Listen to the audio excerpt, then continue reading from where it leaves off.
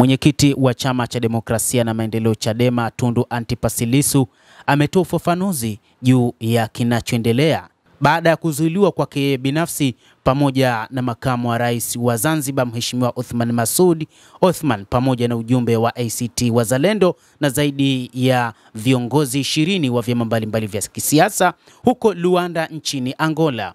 Bwana Tundu Lissu kupitia ukurasa wake wa X ameeleza juu ya kile kilichotokea, huku akielezea kwa ufafanuzi zaidi. Amesema serikali ya Angola imezuia viongozi na wawakilishi zaidi ya 20 wa vyama mbalimbali vya siasa barani Afrika waliowasili Luanda mchana wa leo, kwa maana siku ya jana ya Alhamisi, kwa ajili ya mkutano wa siku 2 wa vyama vya siasa uliokuwa ufanyike Benguela kuanzia siku ya leo Ijumaa.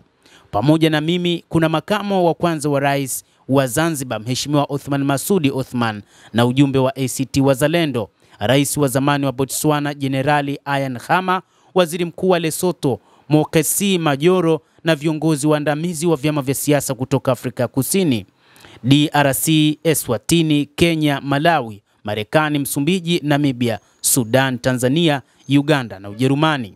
Viongozi hawa wote wamezuiliwa katika uwanja wa ndege wa kimataifa wa Dr. Antonio Agostinho Neto tangu tulipowasili majira ya saa 6 mchana. Hati zetu za kusafiria pamoja na mizigo yetu imechukuliwa na maafisa wa uhamiaji na hadi sasa hatujapatiwa huduma yoyote wala kuambiwa kwa nini tumezuiliwa, anasema Tundu Antipas Lissu, mwenyekiti wa Chama cha Demokrasia na Maendeleo Chadema.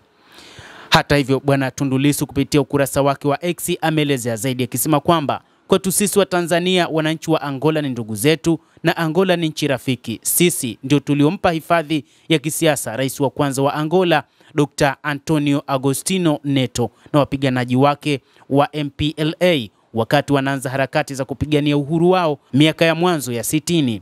Tuliwaunga mkono kwa hali na mali wakati Angola ilipovamiwa na kukaliwa kwa mabavu na makaburu wa Afrika Kusini baada ya uhuru mwaka 75. Tulikuwa pamoja nao katika nchi za mstari wa mbele wa ukombozi wa Zimbabwe, Namibia na Afrika ya Kusini zilizoongozwa na baba wa taifa Mwalimu Julius Kambarage Nyerere, anaelezea Bwana Tundu Lissu, mwenyekiti wa Chama cha Demokrasia na Maendeleo Chadema. Kadhalika katika ukurasa wake huo wa X, Bwana Lissu ameeleza kusema kwamba tuko nao pamoja katika Jumuiya ya Maendeleo ya Kusini mwa Afrika SADC. Kwa sababu ya kuwa pamoja kwenye SADC, sisi wa Tanzania hatuhitaji visa ili kuingia Angola. Mkutano tulioalikwa kuhudhuria hapa Angola ni mkutano halali kwa mujibu wa sheria za Angola.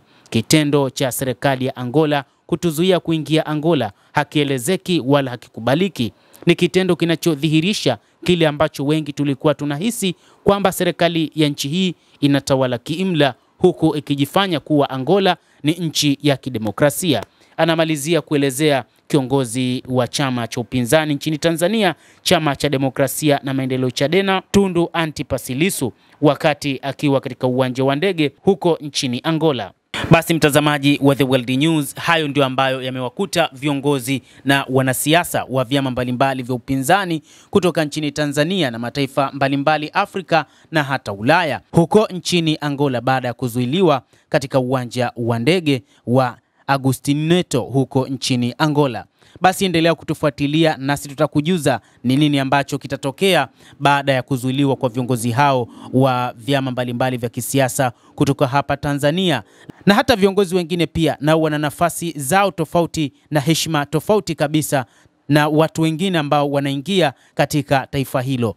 Basi endelea kuwa nasi. Mimi ni Adam Hussein. Usisahau kulike, usisahau kucomment na kusubscribe channel yetu hii.